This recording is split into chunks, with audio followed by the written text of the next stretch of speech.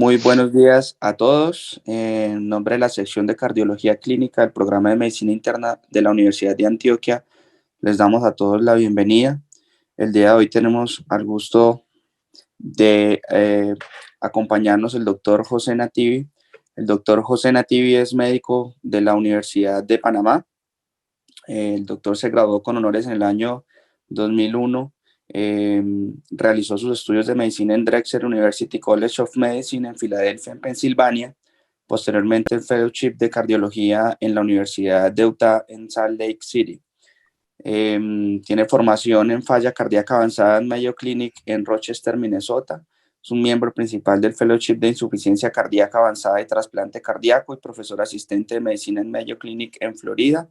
Se desempeñó como profesor asociado de medicina en la Universidad de Utah y el doctor el día de hoy nos va a hablar acerca de amiloidosis cardíaca, diagnóstico temprano y opciones terapéuticas. Doctor Nativi, muy buenos días, muchas gracias por aceptar la invitación y bienvenido a este recinto.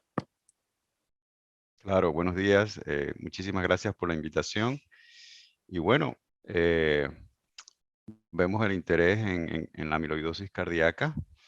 Es es una condición que todos tenemos pacientes en nuestras clínicas que no hemos hecho el diagnóstico todavía. Y bueno, la idea de esta mañana es conversar.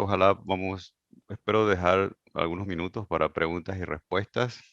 Pero la idea es que eh, después de esta conferencia podamos tener una idea clara de aquellas herramientas que ustedes pueden usar en su clínica, en Antioquia, en Colombia, donde estén, en cualquier parte del mundo, para hacer este diagnóstico.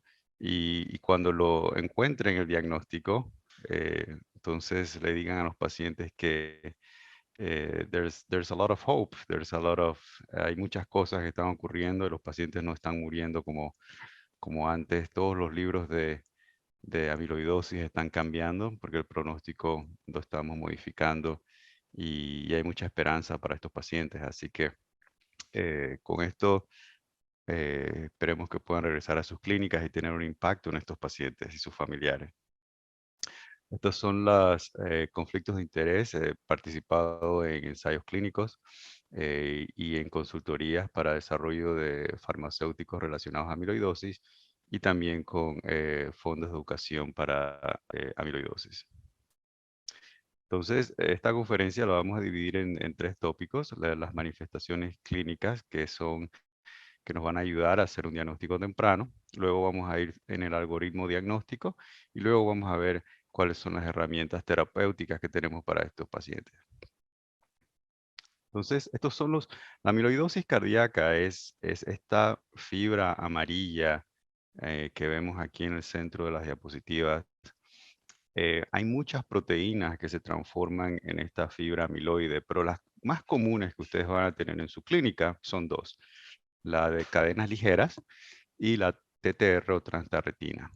Entonces, en la parte superior, la amiloidosis de cadena ligera es un problema en la médula ósea, en donde hay una sobreproducción de estas cadenas ligeras que son anormales y se disocian y se transforman en fibras amiloides. Es una situación que tenemos que manejar con hematología. En la amiloidosis TTR, la proteína que se transforma y se disocia en la fibra amiloide es diferente. Es una transtiretina, es un transportador de la hormona tiroidea y retinol. Todos producimos esta proteína en nuestro cuerpo, pero en pacientes mayores de 50 años, principalmente mayores de 60, mayores de 70, hay una disociación y una transformación en esta proteína en fibra amiloide y todavía estamos tratando de entender por qué ocurre este mecanismo. Hay otros pacientes que nacen con una mutación genética en esta proteína. Entonces, esta es una TTR hereditaria. Eh, en los Estados Unidos, la mutación más común es en eh, afroamericanos, eh, y en los países de Latinoamérica hay reportes que en descendientes eh, del Caribe y afroamericanos también se ve esta mutación. Y en otros países como Portugal, Brasil, Japón y Suiza hay otro tipo de mutaciones que son más prevalentes. Pero el tipo de amiloidosis que todos ustedes tienen en su clínica y que yo también tengo y que no he todavía hecho los diagnósticos es la que la llaman wild type o silvestre o nativa, en donde el paciente no tiene una mutación genética. Entonces, este es un registro de los primeros 1000 pacientes en el registro TAOS. Lo interesante de este registro es que este registro es internacional. Aquí estamos hablando de 15 países que empezaron a meter información en cuanto a sus amiloidosis TTR. Y como vemos, el registro comenzó hace muchos años y vemos que cómo va avanzando el diagnóstico después del 2010, se van haciendo más diagnósticos eh, de la nativa en azul, la hereditaria en rojo, y vemos que es un fenómeno mundial. O sea, esto no es algo de los Estados Unidos, de Panamá, de Suiza, es un nivel mundial. Y estos pacientes siempre han estado con nosotros, siempre. No es que ahora han estado apareciendo, no, ellos siempre han estado, se han ido muriendo con eh, insuficiencia cardíaca con fracción de eyección preservada y simplemente no hacíamos el diagnóstico. Ahora tenemos capacidad de hacer el diagnóstico y la pregunta que nosotros tenemos que hacer en nuestra clínica es qué clase de práctica nosotros estamos haciendo en nuestra clínica de cardiología. Si nuestra práctica todavía está en los noventas, en donde no hacíamos este diagnóstico, o si ya nos movimos al movimiento mundial, en donde estamos desenmascarando todos estos pacientes que llegan a nuestras clínicas.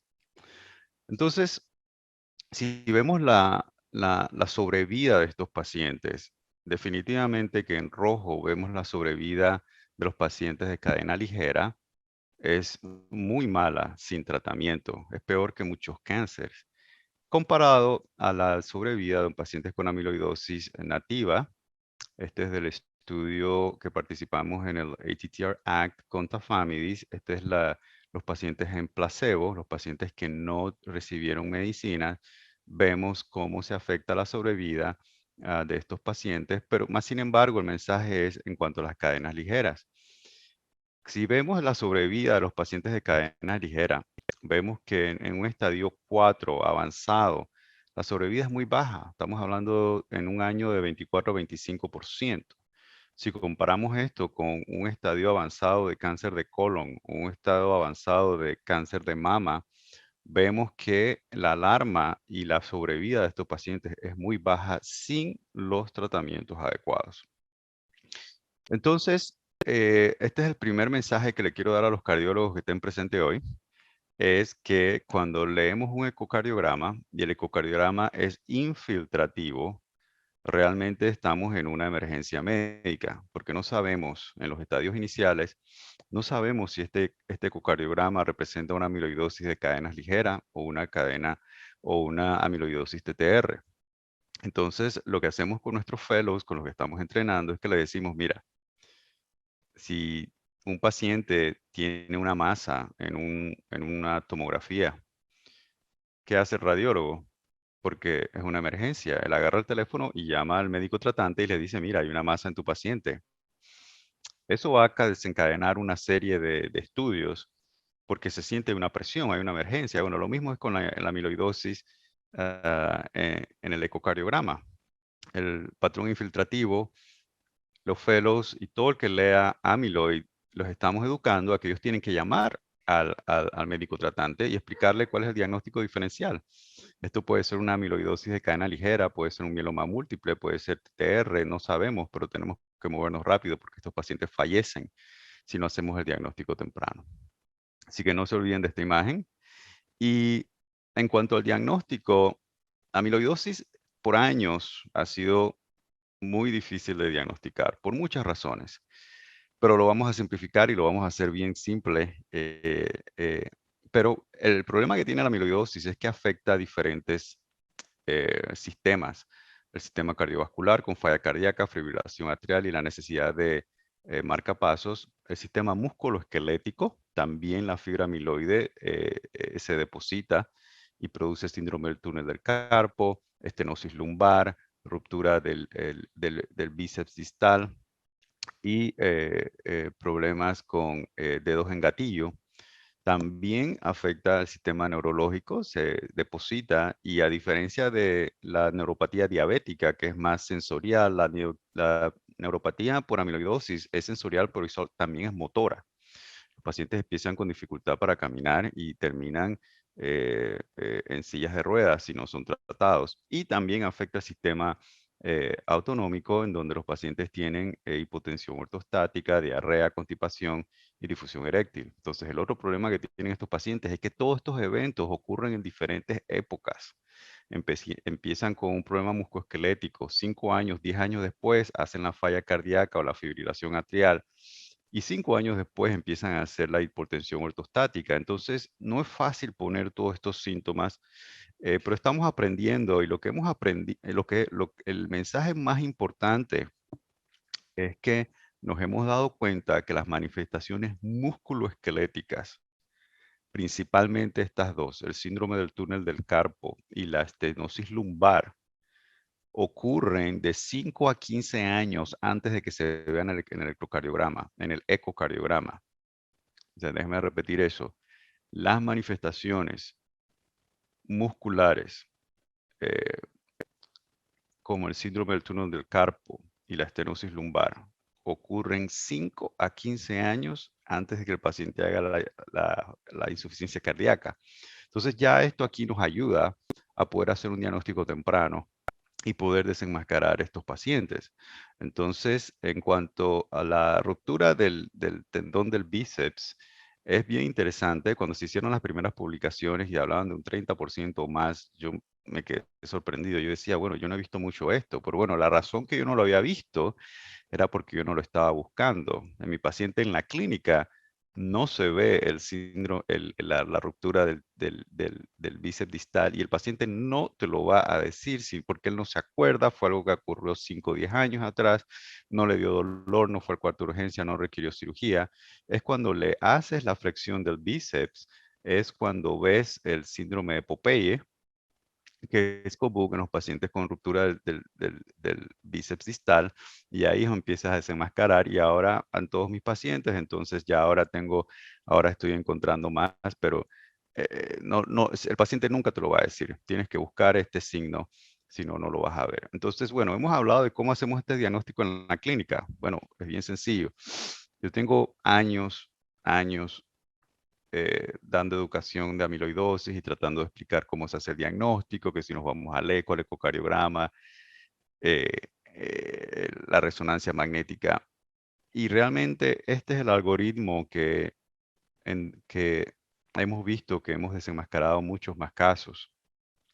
En los pacientes con insuficiencia cardíaca y tengan síndrome del túnel del carpo, estenosis lumbar, yo le hago un estudio de amiloidosis. Ya no me importa cómo se ve el electrocardiograma, realmente no me importa cómo se ve el ecocardiograma, porque ahora yo quiero hacer un diagnóstico temprano, ya no quiero verlo en el ecocardiograma. Yo sé que la enfermedad comienza muchos años antes.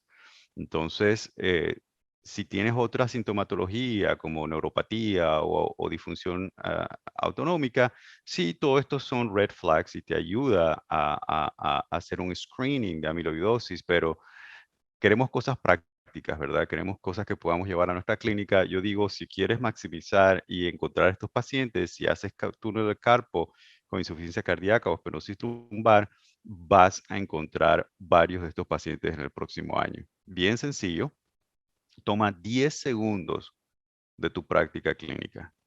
No te tienes que preocupar por resonancia, MRI, no. Yo simplemente, si el paciente tiene insuficiencia cardíaca y tiene síndrome del túnel carpo o estenosis lumbar, hazle un estudio de amiloidosis, no importa cómo se vea el ecocardiograma y vas a encontrar a muchos pacientes. Ahora, la pregunta es, ¿debemos hacerle estudios a todas las personas que tengan síndrome del túnel del carpo? La respuesta es no. No estamos en esa situación todavía. Pero si encuentras una constelación de síntomas, empiezas a agrupar los síntomas, ya tienes un paciente con insuficiencia cardíaca y le agregas el síndrome del túnel del carpo, entonces aumenta el pretest probability.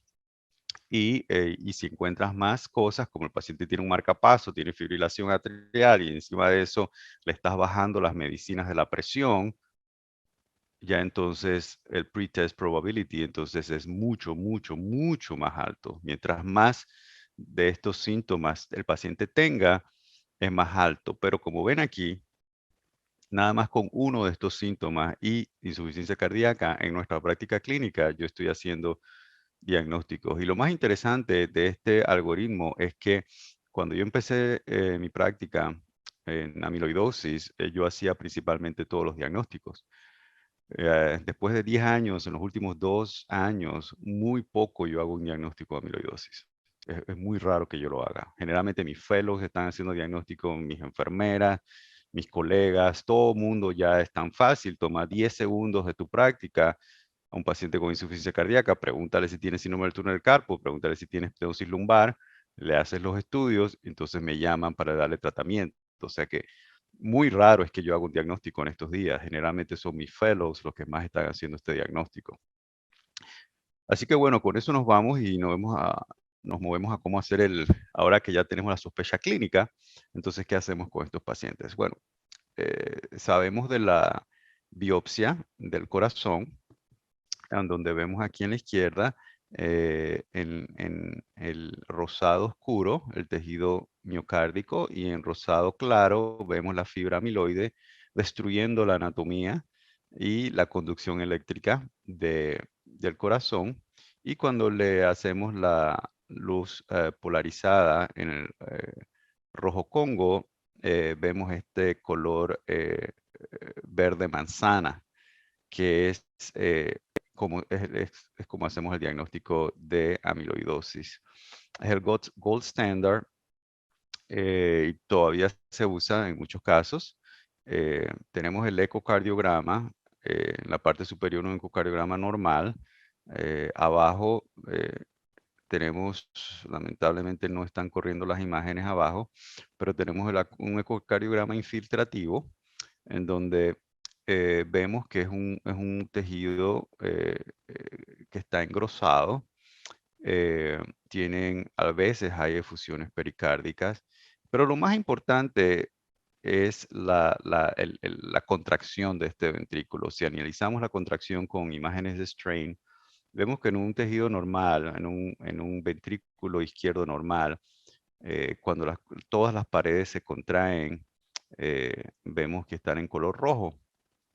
Sin embargo, en amiloidosis, las paredes apicales se mantienen fuertes, se contraen, vemos aquí el rojo, pero las paredes medias y basales no se contraen tan fuerte porque están infiltradas con amiloidosis. Entonces es un patrón característico del strain, en donde vemos que, y también lo podemos ver en la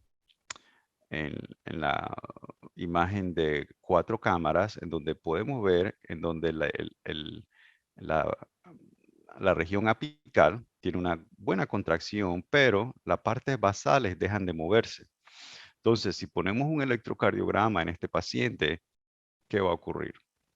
El electrocardiograma va a ver que esta pared no se está moviendo, no se está contrayendo, lo estamos viendo aquí en la imagen de strain. So, el electrocardiograma va a pensar que hay un infarto y se va a leer como un infarto septal. Ese es el cambio en el electrocardiograma más común. El voltaje bajo no es tan común y generalmente cuando vemos voltaje bajo es un caso mucho más avanzado. La resonancia magnética, eh, en el centro vemos la imagen que te van a poner en los exámenes de insuficiencia cardíaca, que es el gadolinio subendocárdico. Es una imagen que se ve únicamente en 23% de los casos en una corte de la Clínica Mayo. Entonces, esto es un problema, ¿verdad? Porque realmente la imagen más común es el transmural y cuando la gente lea esto jamás van a poner patrón infiltrativo, jamás, nunca. la única forma de que alguien te lea patrón infiltrativo es si ven este subendocárdico, pero también puede ser focal. Entonces, amiloidosis te puede presentar cualquier tipo de eh, gadolinio, y realmente yo no uso la resonancia magnética a menos que ya tenga un diagnóstico, pero generalmente es muy difícil, a menos que veas el enhance subendocárdico. Entonces, bueno, pero igual no te dice qué tipo de amiloidosis es. Y tampoco sabemos si es de cadenas ligeras o TTR. Entonces, ahora tenemos la gammagrafía, que ha revolucionado el mundo de la amiloidosis y el diagnóstico, en donde tenemos las imágenes planares aquí en las imágenes superiores, y podemos medir la captura del pirofosfato, y si es menor que las costillas es un grado 1, si es igual a las costillas es un grado 2, y si la captura es mayor que las costillas, entonces es un grado 3. Para llamarlo positivo tiene que ser un grado 2 o un grado 3, o podemos hacer una medición de la relación corazón contralateral, y si es de más de 1.5, entonces también sugiere. Pero lo más importante de la mamografía es que tenemos que hacerle SPECT. Tenemos que combinarla con SPECT. Una gamografía sin SPECT realmente no nos ayuda. O sea, tenemos que hacer los dos tipos de imágenes. La gamografía con pirofosfato o disfosfonato, imágenes planares, como vemos aquí a la izquierda, pero también tenemos que agregar imágenes de SPECT. ¿Por qué? Porque esta captura del pirofosfato o difosfonato puede que no sea dentro puede que no esté en el músculo cardíaco, puede que sea parte del movimiento de la sangre. Entonces, en este caso, vemos aquí eh, el, eh, el pirofosfato, vemos cómo está afectando el ventrículo izquierdo. So, este es un caso positivo confirmado con pirofosfato.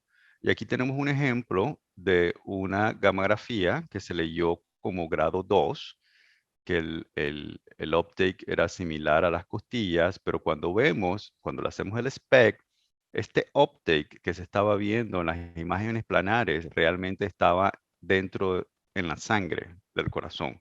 No se ve el uptake en el músculo cardíaco, y este es un estudio negativo, y tenemos que tener mucho cuidado porque hay muchos centros que no están haciendo SPECT y están haciendo un diagnóstico erróneo de amiloidosis cardíaca en estos pacientes. Así que bueno, ¿cuál es el diagnóstico?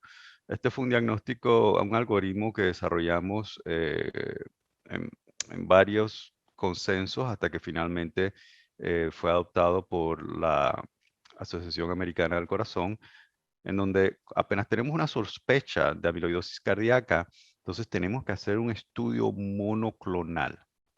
Tenemos que hacer un estudio monoclonal para ver si el paciente tiene un problema de la médula ósea, ya sea eh, una amiloidosis de cadena ligera, un mieloma múltiple o eh, un simple AMGUS.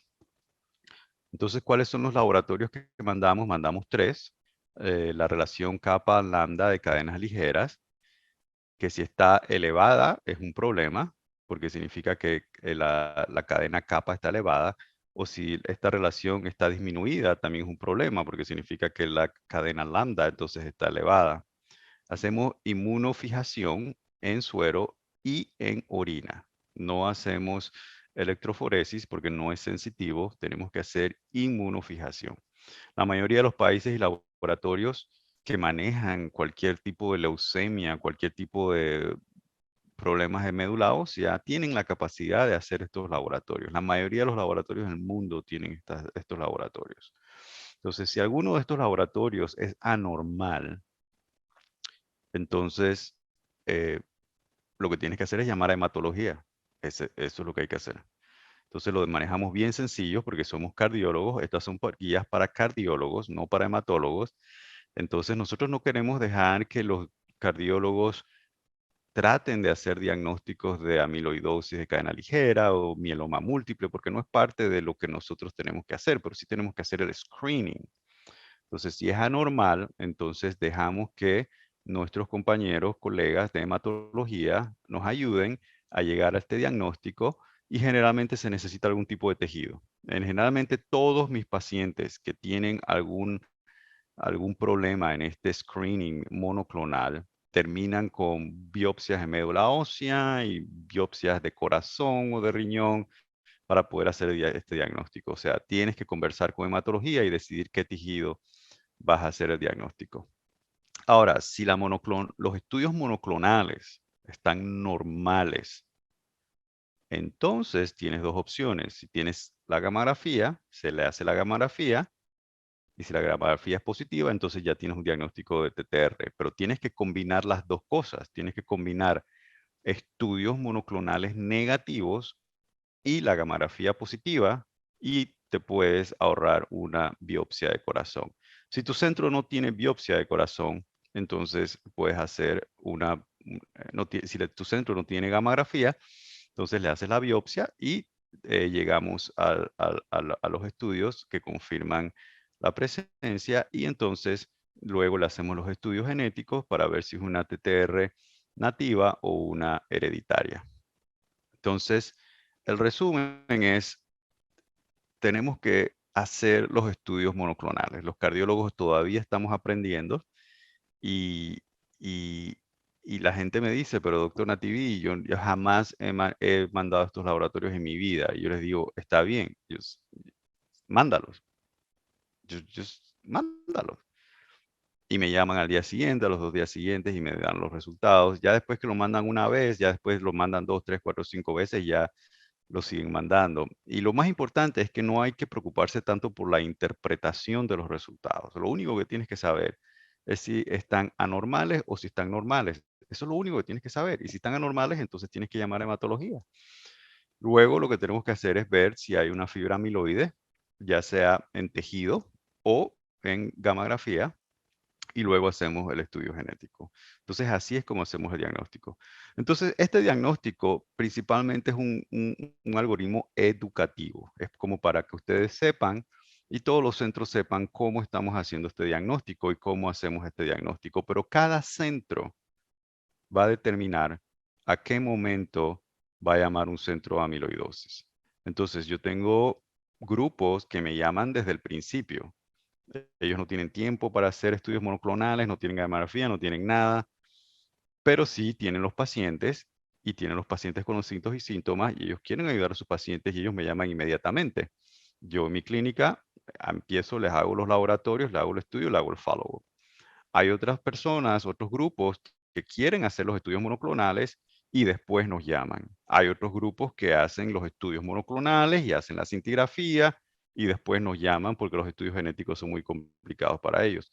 Hay otros grupos que hacen todo, hacen los estudios monoclonales, la monografía, los estudios genéticos y después me llaman. Y hay grupos que aprenden a hacer todo esto y a prescribir y ni siquiera me llaman. O sea que depende del grupo en donde uno esté y la estructura que uno tenga.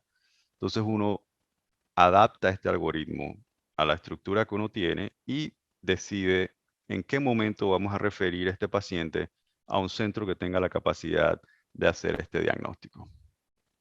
Entonces finalizamos con las terapias. En cuanto a la cadena, la amiloidosis de cadena ligera, ha avanzado muchísimo. La sobrevida es más del 90% en un año en los estadios tempranos.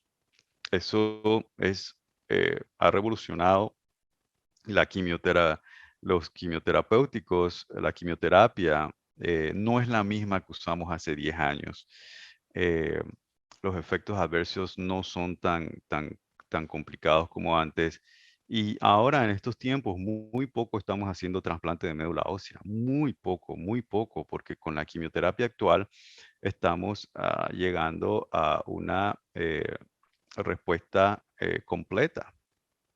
Entonces, ahora estamos usando los trasplantes de médula ósea en caso de que el paciente todavía tenga algunas cadenas ligeras en la sangre. Entonces, estos pacientes se recuperan bien, pero algunos de ellos quedan con difusión orgánica, ya sea que quedan con una falla cardíaca restrictiva o quedan con una insuficiencia renal por esta fibra amiloide que no la remueve la quimioterapia. La quimioterapia lo que hace es cancelar la producción de estas procesos monoclonal. Entonces, varios de estos pacientes, después que se van a quimioterapia, le podemos hacer trasplante de corazón o de riñón o corazón-riñón si los órganos están muy afectados. Pero lo más importante en cadena ligera es hacer un diagnóstico temprano. La sobrevida de estos pacientes realmente depende de qué tan temprano los ponemos en quimioterapia. Entonces, en la amiloidosis TTR, entonces vemos que hay diferentes puntos en donde podemos desarrollar terapias para ayudar a estos pacientes, en donde podemos eh, tratar el hígado de alguna forma en donde no haya producción de esta proteína TTR. También podemos estabilizar la proteína TTR o también podemos intervenir y tratar de remover la fibra que está depositada. Entonces, vamos a revisar el Tafamidis, que es el único medicamento que está aprobado por la FDA y por la Unión Europea para la amiloidosis cardíaca TTR. Y el Tafamidis es una molécula que se une al sitio donde la proteína adhiere la hormona tiroidea y estabiliza la proteína. Entonces, la proteína deja de transformarse en fibra amiloide y esto lo probamos en el ensayo, el ATTR-ACT, un estudio internacional, en donde incluimos amiloidosis cardíaca nativa y hereditaria y vemos que después de 30 meses hubo una reducción del 30% en la mortalidad. Esto cambió por siempre la sobrevida de estos pacientes y es la primera terapia que demuestra reducción en la mortalidad.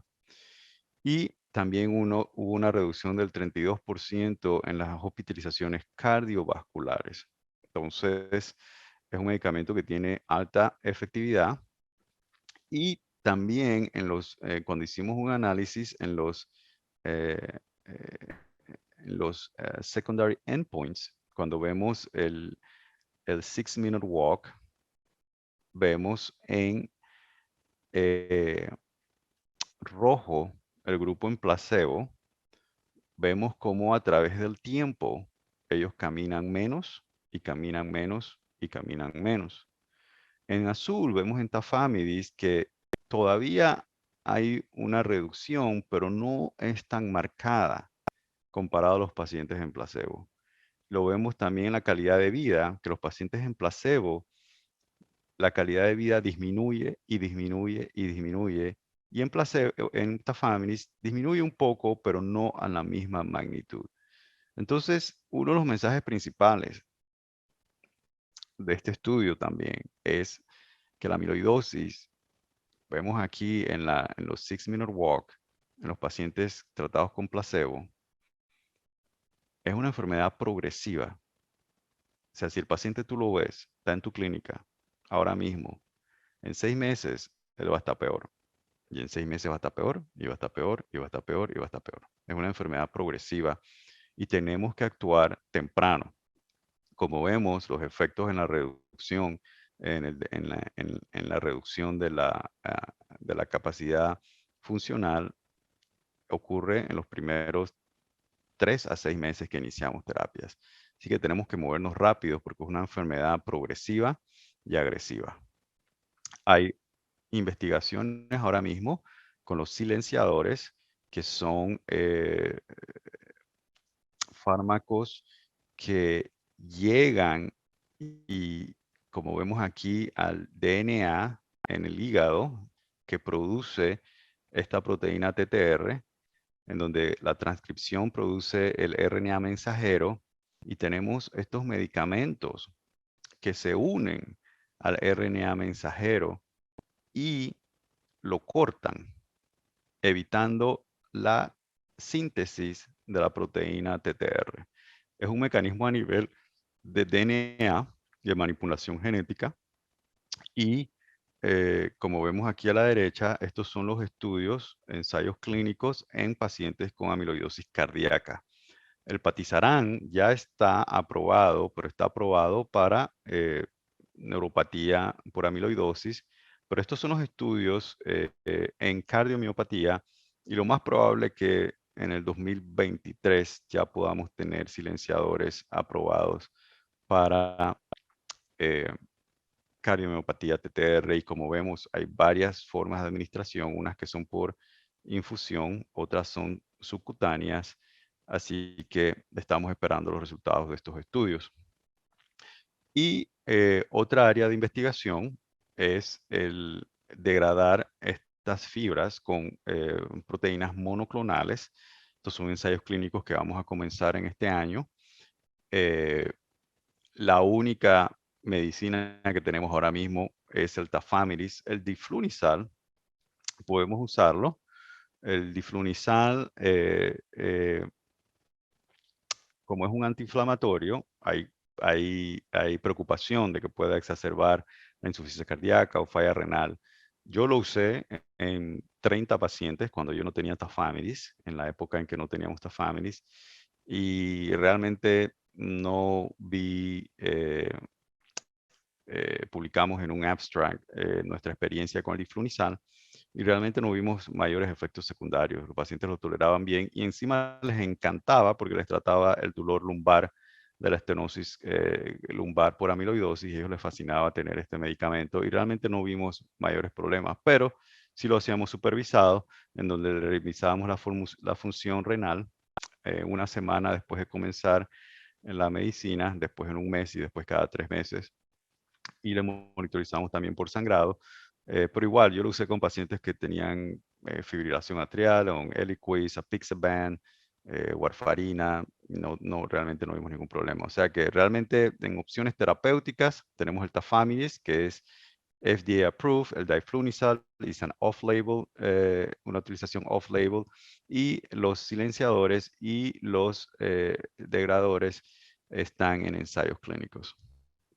También tenemos, hacemos en nuestros centros eh, trasplante en cadenas ligeras. Antes hacíamos trasplante de corazón y luego hacíamos el stem cell transplant. Estos pacientes estaban bien, bien enfermos, pero ya muy poco estamos haciendo esto. Ahora lo que hacemos es que damos quimioterapia.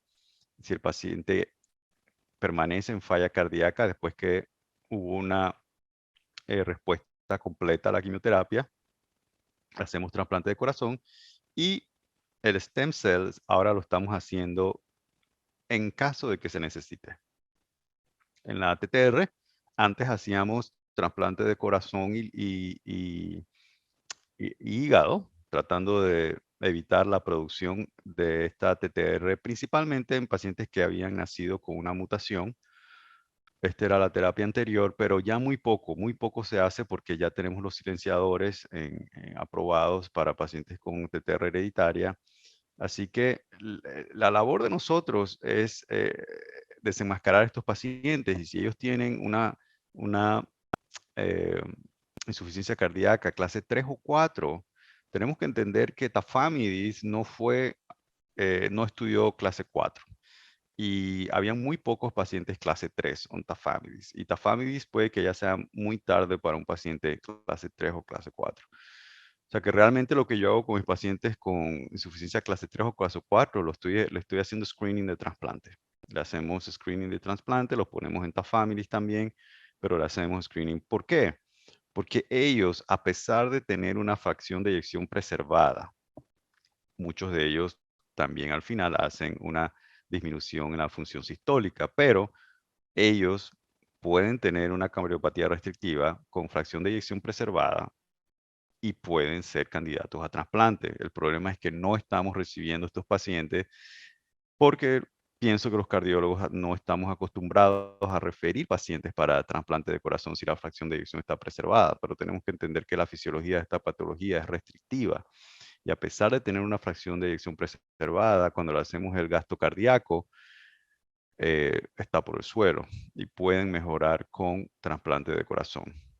Así que bueno, con eso finalizamos la conferencia con la idea de puedan regresar a sus prácticas clínicas, eh, a tomar 10 segundos de su historia a los pacientes con insuficiencia cardíaca de eyección preservada, revisar si tienen síndrome del túnel del carpo o estenosis lumbar.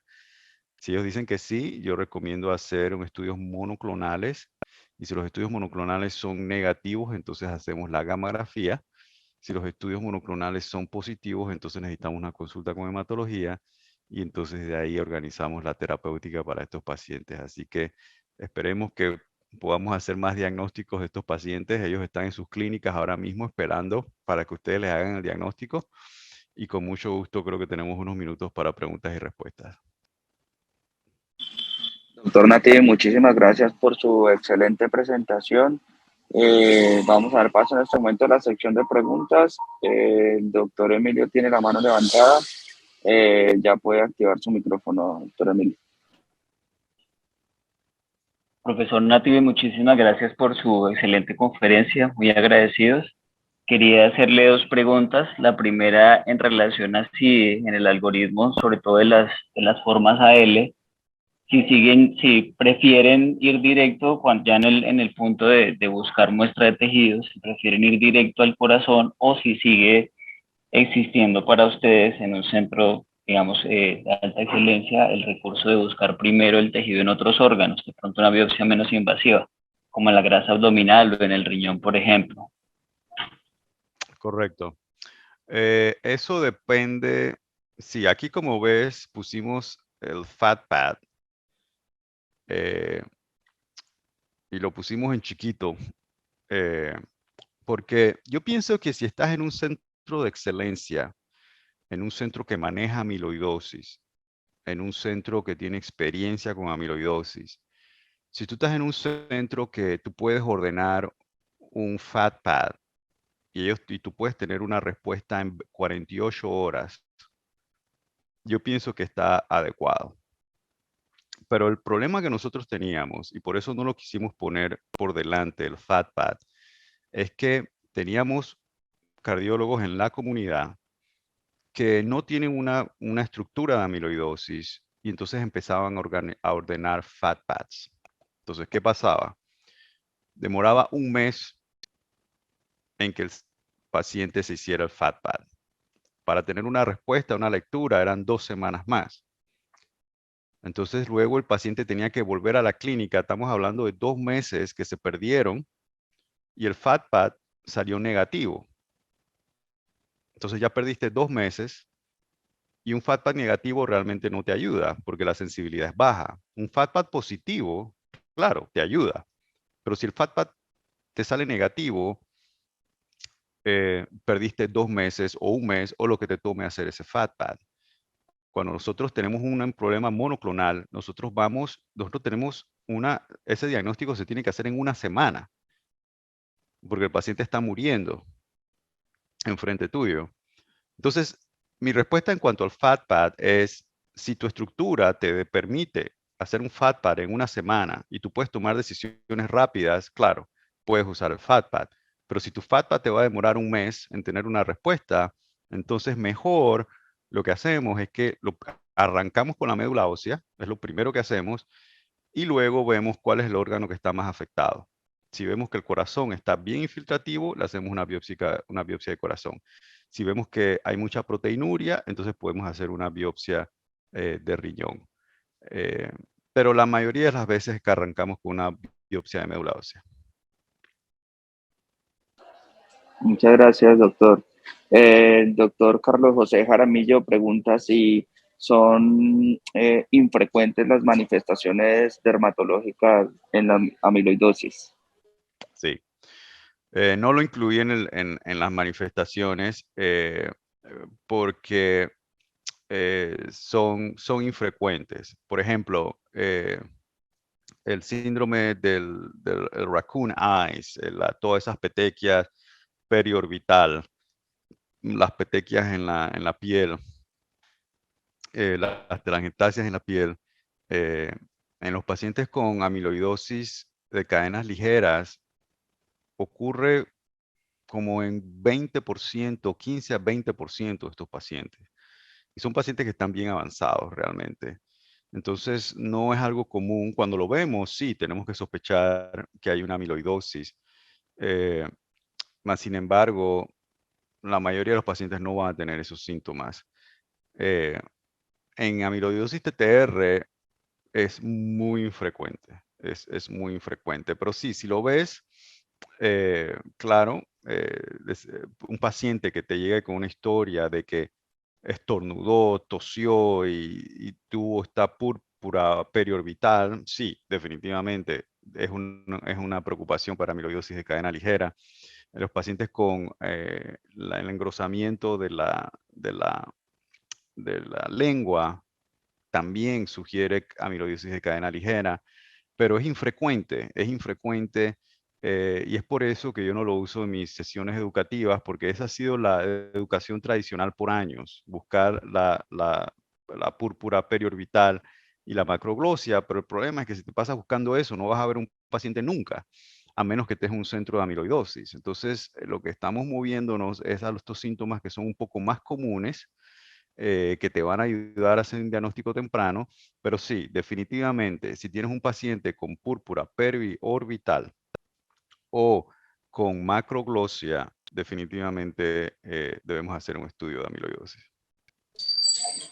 Muchas gracias, doctor. El doctor Jaramillo también nos precisa que la Clínica Mayo es líder en inteligencia artificial en el electrocardiograma y sería una expectativa razonable aplicar la inteligencia artificial en el futuro en el electrocardiograma con este propósito. Sí, lo estamos usando. La Clínica Mayo tenemos, cuando tenemos la lectura de todos los electrocardiogramas que se hacen en la Clínica Mayo, están analizados por inteligencia artificial y tenemos varios scores que nos dicen, este es el riesgo de que tu paciente tenga estenosis aórtica, este es el riesgo de que tu paciente tenga una fracción de eyección menos del 50%, este es el riesgo de que tu paciente tenga cardiopatía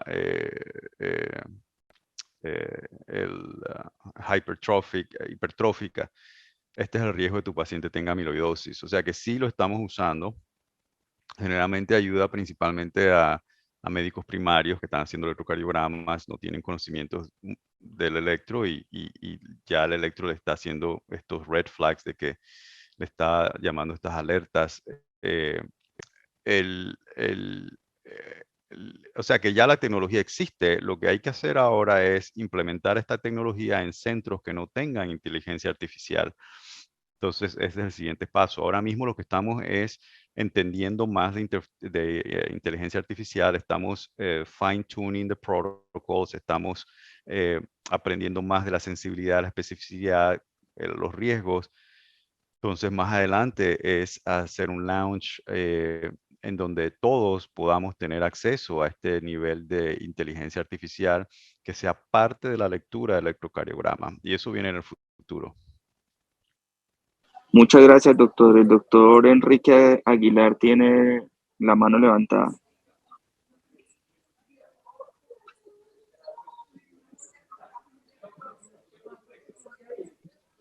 Buen día, doctor Nati. Muchísimas gracias por su conferencia. Yo quiero hacer una pregunta en específico, sobre todo por la situación que tenemos en algunas instituciones de nuestro país, donde en algunos lugares incluso podría ser más fácil hacer una resonancia con una gamografía.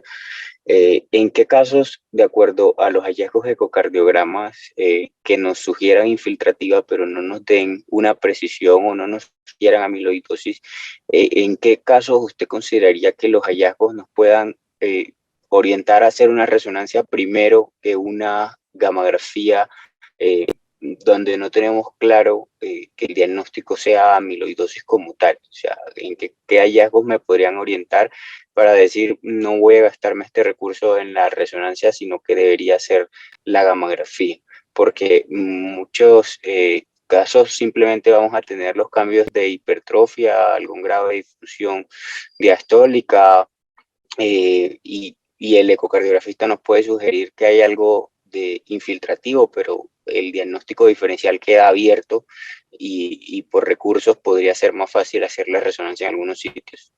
Claro, y es un tema de controversia. Si pones a 10 doctores de amiloidosis, 5 te van a ir con la resonancia, 5 no te van a ir con la resonancia. Entonces, en nuestro algoritmo, sí hemos a veces incluido la resonancia, pero yo realmente no hago resonancia, y a lo mejor en el futuro, cuando la resonancia sea un poco más selectiva, lo que yo hago, el problema es que aquí tú lo puedes incorporar, aquí lo tenemos al principio, en cualquier momento el algoritmo tú puedes poner la resonancia, pero lo principal es hacer los estudios monoclonales. Eso es lo primero que yo haría. Luego, si no tienes gamografía, puedes sustituir aquí una resonancia magnética. Si quieres tener un más grado de certidumbre de si le vas a hacer la cintigrafía. El problema que vas a tener con la resonancia es que apenas el diagnóstico diferencial es mucho más grande. Porque cuando ves ese gadolinium, como el gadolinium no es específico, entonces vas a quedar haciendo estudios de amiloidosis, vas a quedar haciendo estudios de sarcoidosis, porque todos se ven igual o parecidos. Entonces, para mí, realmente es como una pérdida de tiempo, porque realmente no me dice qué tipo de amiloidosis es. Puede ser cadenas ligeras, puede ser TR, pero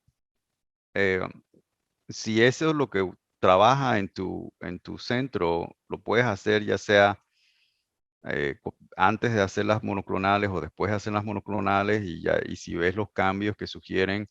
Y el problema también que una resonancia magnética negativa no te ayuda. Si la resonancia es positiva, entonces sí te ayuda. Pero si la resonancia magnética es negativa por amiloidosis, el paciente todavía puede tener amiloidosis. Yo he publicado casos en donde la resonancia y el eco eran normales, pero como yo soy bien agresivo y yo no uso imágenes para hacer el workup de amiloidosis, yo no me baso ni en el eco ni lo que dice la resonancia. Es porque yo no lo quiero ver en el eco, no lo quiero ver en la resonancia. Yo quiero hacer el diagnóstico temprano, quiero hacer el diagnóstico antes. Yo ni siquiera, yo simplemente, si el paciente tiene insuficiencia de fracción preservada y tiene síndrome del túnel del carpo, le hago los estudios monoclonales y le hago la cintigrafía inmediatamente. Y con eso los números en Utah, cuando yo estaba en Utah, era en mayo, los números de casos que estamos en masking sigue creciendo. O sea que si en tu práctica lo que tienes es resonancia, yo la pondría al principio, bastante bien temprano. Haz los estudios monoclonales, haz la resonancia bien temprano para no perder tiempo. Pero lo que tienes que entender de la resonancia es que si la resonancia es negativa, tienes que seguir haciendo otros estudios. Tienes que seguir. Por eso es que yo siento que no hay mucha utilidad, porque si es negativa, todavía tengo que seguir. Si es positiva, igual tengo que seguir, ya sea con una cintigrafía o con una biopsia. O sea que realmente una resonancia, realmente a mí en lo personal no me ayuda. Si es positiva, igual tengo que seguir el algoritmo. Si es negativa, igual tengo que seguir el algoritmo. Doctor, muchas gracias. En este momento el profe Nilson López tiene levantada la mano. Doctor Nilson, ya tiene activado el micrófono. Muchas gracias, doctor Nativi. Excelente conferencia. Y usted acaba de hacer énfasis en una palabra que es temprano, hacia donde apuntan todas las guías hacia diagnosticar esta enfermedad lo más pronto que podamos en vista del pobre pronóstico que tiene y por los algoritmos, por las gráficas que usted nos mostró del estudio ATTRACT, vemos que Tafamidis no tiene utilidad cuando nos demoramos mucho en llegar a ese paciente en clase 3 o clase 4. Y la pregunta se la hago porque yo soy ecocardiografista y llego a sugerirle al médico que ese paciente pudiese tener una enfermedad infiltrativa por los hallazgos ecocardiográficos. Vuelvo y hago énfasis llegando tarde, pero los médicos siempre estamos buscando una razón para ventrículos engrosados. Eso es la hipertensión arterial, esa es la enfermedad renal, eso es lo que quiera. Y por esa razón me parece muy interesante el algoritmo que usted propone, y es simplemente hágale una eco porque tiene que saber si tiene fracción de expulsión preservada o no, pero no se pegue de buscar justificaciones de por qué el paciente tiene o no hallazgos de enfermedad infiltrativa. Es decir, no busque que su paciente tenga un engrosamiento por hipertensión, por inclusive estenosis aórtica, busque la enfermedad. Y me parece muy bien ese punto en el que usted habla de que si su paciente tiene un síntoma cardinal que es la falla cardíaca, y en este caso con fracción de expulsión preservada, simplemente váyase a buscarle síntomas o hallazgos musculoesqueléticos, neuropáticos o síntomas de disfunción autonómica que le orienten a usted a que esté ante una posible amiloidosis, y deje atrás ese pensamiento de que tiene que tener bajo voltaje generalizado, bajo voltaje en precordiales, bajo voltaje en extremidades. Deje de estar pensando si tiene strain longitudinal reducido o no, porque también tenemos pacientes con amiloidosis y strain longitudinal preservado. Si tiene el clásico hallazgo de deformación apical preservada o no, y no busquemos la excusa, sino que nos abramos más a buscar amiloidosis de una forma más generalizada. Si 1 de cada 10 pacientes que ingresan a los hospitales por insuficiencia cardíaca con fracción de expulsión preservada tiene esta enfermedad, entonces estamos buscando menos de lo que deberíamos. Y la pregunta va puntualmente a cuántos de esos pacientes que en su centro ingresan con falla cardíaca con fracción de expulsión preservada y no tienen esos clásicos hallazgos ecocardiográficos, y se lo digo ecocardiográficos porque desde ahí parte el algoritmo en el que usted participó de la AJA, les diagnostican amiloidosis por transtirretina. En síntesis, ¿cuántos tienen un grosor parietal normal posiblemente? ¿Qué porcentaje de pacientes? Sí, acuérdate que la epidemiología está cambiando, y esto de buscar la amiloidosis antes de que se vea el ecocardiograma infiltrativo es algo muy nuevo.